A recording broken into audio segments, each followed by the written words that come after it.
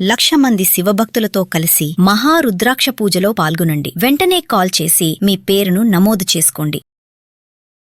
నమస్తే, welcome back to Suman TV. Present మనతో పాటు ఉన్నారు పబ్లిక్ స్పీకర్ రజనీతమ్మ గారు. నమస్తే మేడం. నమస్తే నవీన. మేడం, ఈ ఆంధ్రప్రదేశ్లో 24వ తారీఖున రంపచోడవరం దగ్గర ఒక మెగా పేరెంట్స్ ఈవెంట్ జరిగినప్పుడు అక్కడ ఒక అమ్మాయి మంచి స్పీచ్ ఇచ్చింది. చంద్రబాబు నాయుడు చాలా అమ్మాయిని మంచిగా ప్రోత్సహించారు, చాలా బాగా మాట్లాడామమ్మా అని చెప్పారు.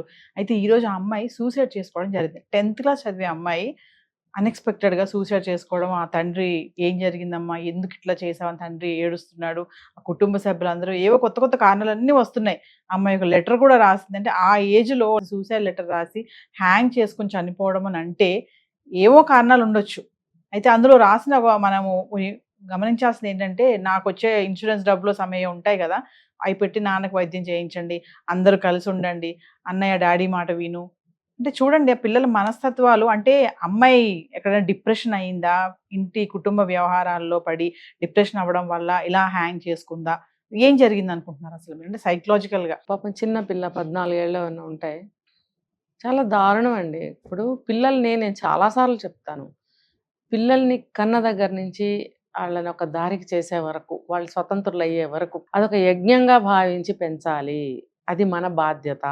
వాళ్ళు అడిగితే, వాళ్ళు అడిగి వాళ్ళు పుట్టలా, మనం కంటే వాళ్ళు పుట్టారు. వాళ్ళు అడగలా మమ్మల్ని కనండి అని. కాబట్టి అది ప్రేమ అనుకోండి, బంధం అనుకోండి, బాధ్యత అనుకోండి, ఏమైనా అనుకోండి, పిల్లల్ని ఒక దారికి తెచ్చే వరకు ఒక యజ్ఞంలాగా చేయాలి. నీకు ఈ మధ్యలో ఎన్ని ప్రాబ్లమ్స్ వచ్చినా సరే పిల్లలకి, అంటే పిల్లలకి తెలియకుండా, పిల్లలు బాధపడకుండా అని అనను నేను. ప్రతిదానికి ఒక మార్గం అనేది ఉంటుంది. ఇంట్లో ఒక సమస్యను పరిష్కరించుకోవడానికి కొన్ని మార్గాలు ఉంటాయి.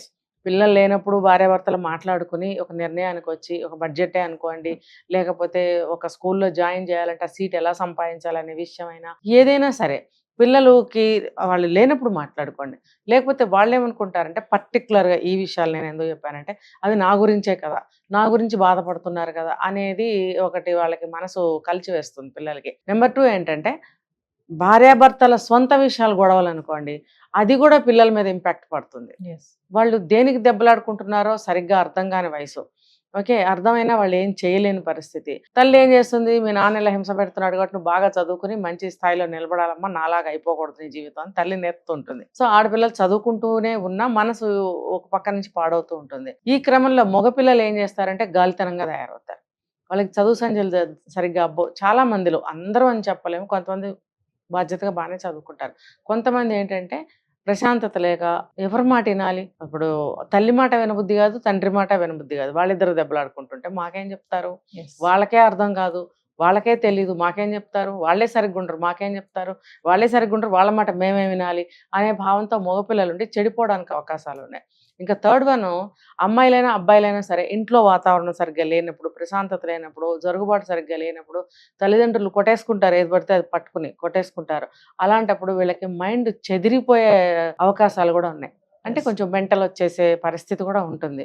పిచ్చి పిచ్చిగా ప్రవర్తించడం, చదువుకోలేకపోవడం, చదువు మానేసిన సంఘటనలు కూడా కొంతమంది విషయాల్లో నిజమైంది. అయితే నాకు ఇక్కడ ఒకటి అర్థమైంది మేడం. అమ్మాయి లెటర్లో ఒకటి మెన్షన్ చేసింది, నాన్నకి వైద్యం చేయించడం అంటే తండ్రిని బాగా ప్రేమించే అమ్మాయి అనుకుంటా. అంటే తండ్రి ఇబ్బంది పడ్డము ఫినాన్షియల్ గా కానీ, ఇవన్నీ పిల్లలు అబ్జర్వ్ చేస్తున్నారని అనుకోవాలా? ఆ ఏజ్ లో చేస్తారు. కొంచెం మరీ చిన్న పాపగా కొంచెం ఎదుగుతుంది కదా, అందులోకి ఇంకొకటి 4వ పాయింట్ కూడా నేను చెప్పబోయాను.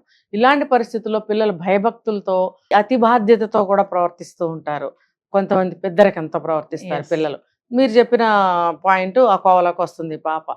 అయితే ఇక్కడ ఈ చనిపోయిన రోజున సంఘటనలు వాళ్ళ అమ్మమ్మ గారు కూడా చెప్తున్నారు, ఏమీ లేదు మామూలుగానే వచ్చింది, ప్రతిరోజు కూడా అలాగే వస్తుంది, వాళ్ళ వాళ్ళ అమ్మ నాన్న కూడా సపరేట్గా ఉంటారట, కలిసి ఉండరు. మరి అప్పుడు ఈ అమ్మాయికి ఒక అన్నయ్య ఉన్నాడు, ఆ అబ్బాయి ఎక్కడ ఉంటాడో మనకు తెలియదు. కాబట్టి అందరూ విడివిడిగా ఉంటున్నారు. కాబట్టి ఈ అమ్మాయికి కొంత బాగా చదువుకుని ఎదగాలి, సీఎం గారితో కూడా తన కోరిక తెలియజేసింది, ఒక ఏదైనా సాధించే తీరుతాను నేను అనే మాట కూడా అక్కడ స్టేజ్ మీద చెప్పడం జరిగింది. కాబట్టి నేను ఏదో సాధించాలనుకున్నాను, నాకు ఏది కూడా అనుకూలించటం లేదు, కాబట్టి ఏదో మాట్లాడాలని వాళ్ళ నాన్న దగ్గరికి వెళ్ళినట్టుంది. అప్పుడప్పుడు వెళ్తుందట. మరి విడివిడిగా ఉన్నప్పుడు విడివిడిగానే వెళ్తుందేమో అమ్మ Yes. దగ్గరికి, నాన్న దగ్గరికి.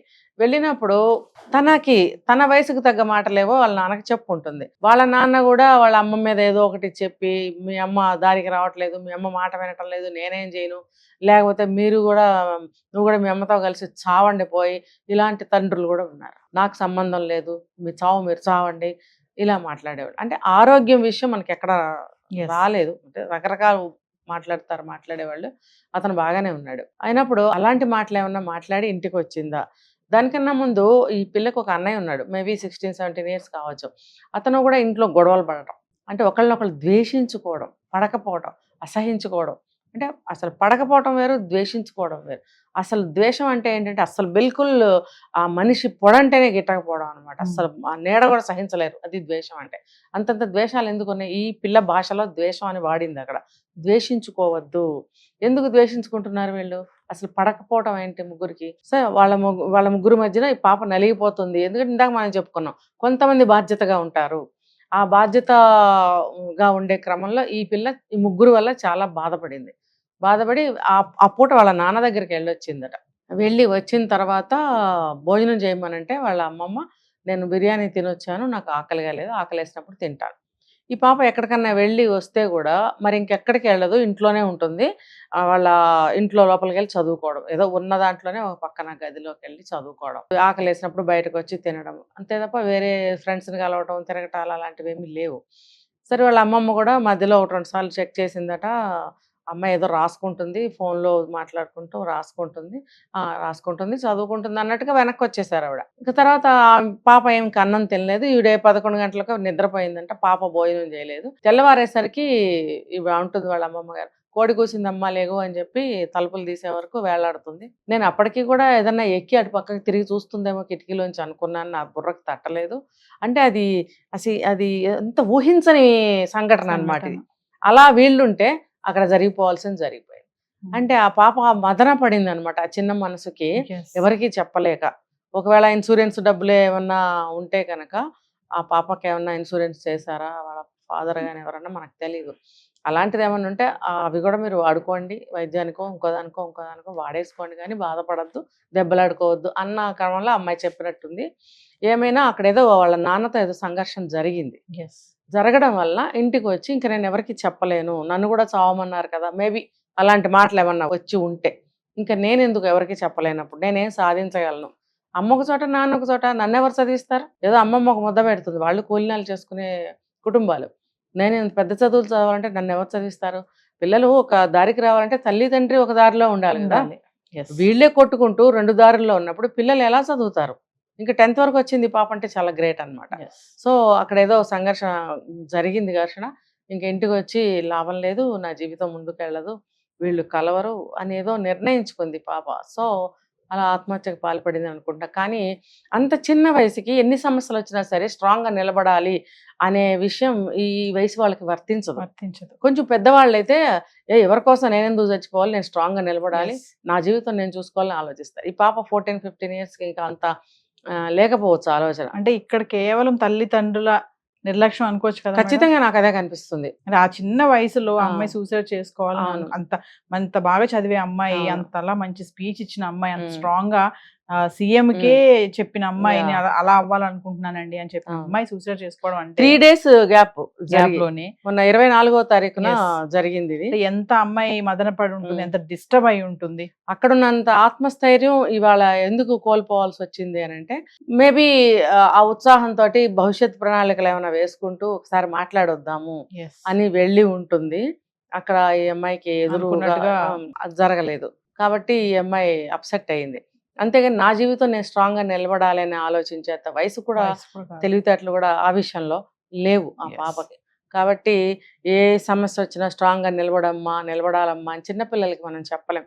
కాకపోతే ఏంటంటే చిన్నతనం నుంచి కూడా ఆ విధంగా పెంచినట్టయితే వాళ్ళ మైండ్ కొంచెం స్ట్రాంగ్ గా ఉంటుంది. Yes. ఇలాంటి ఫ్యామిలీస్ లో పిల్లలకి ఇలాంటివి అబ్బవు. అంటే అలా స్ట్రాంగ్‌గా ఉండాలి, మనం ఎదురు తిరగాలి, ఏదో చేయాలి అనేది చేయలేకపోతారు పాపం. యెస్. అంటే కా ఏదైనా పేరెంట్స్‌ని చూసి నేర్చుకుంటారు. మరి పేరెంట్సే నేర్చుకుంటారు. అలా ఉంటే, అటు యాహ్! ఇటుగా ఉంటే, ఇంక వీళ్ళెక్కడ ఏ నేర్చుకుంటారు? స్థాయి కుటుంబాలైనా నవీన, యెస్. దిగువ స్థాయి అయినా, మిడిల్ అయినా, అప్పర్ అయినా ఎవరైనా గానీ, ఇలా ఉంటే పిల్లలు పాపం అలా అయిపోతారు. యెస్. కాబట్టి నేను చెప్పేదేంటే, పిల్లల్ని ఒక దారికి తీసుకొచ్చే వరకు మీరు ఒక తాటి మీద నిలబడి యజ్ఞంలాగా మీరు తిని, తినకో ఎలాగో ఎలాగో ఇల్లు నడిపి, పిల్లలకి ఒక దారి చేయండి అట్‌లీస్ట్.